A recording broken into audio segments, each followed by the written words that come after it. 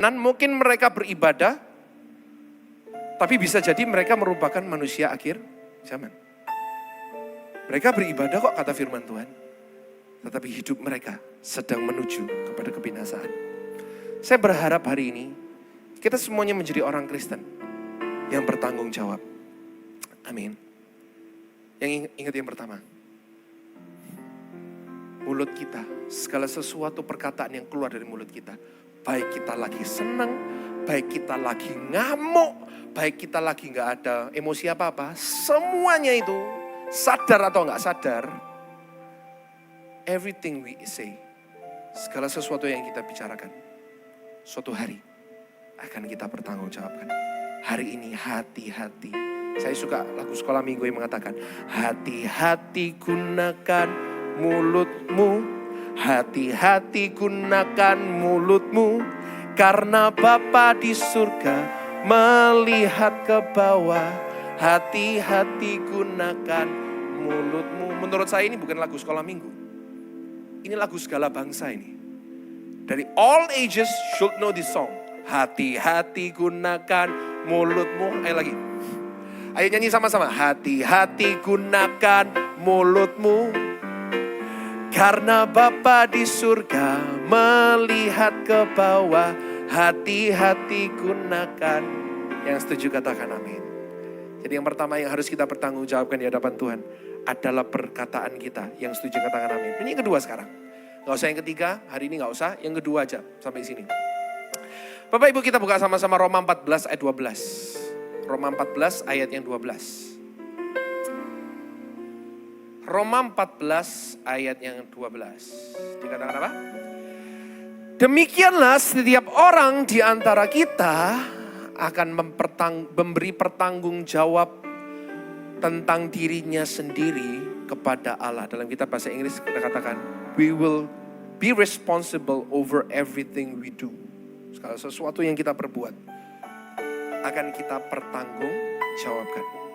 Bapak Ibu, segala sesuatu yang dalam hidup kita, segala sesuatu yang kita perbuat, entah itu dosa, perzinahan, perselingkuhan, korupsi, segala sesuatu yang kita lakukan, pasti kita pertanggungjawabkan di hadapan Tuhan. Yang setuju katakan amin. Setuju gak setuju? Ini firman Tuhan.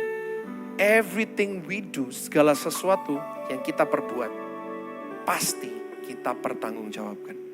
Tapi Bapak Ibu, dalam pasal ini, dalam perikop ini, Paulus secara spesifik berbicara tentang dua macam. Kita buka sama-sama di Roma 14, tetap dari ayat yang 10, yuk kita baca sama-sama dari ayat 10 sampai ayat 12.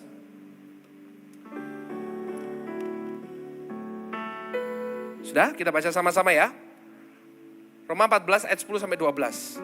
Dalam perikop ini Paulus secara spesifik berbicara tentang dua perbuatan yang pasti kita pertanggungjawabkan. Dikatakan apa?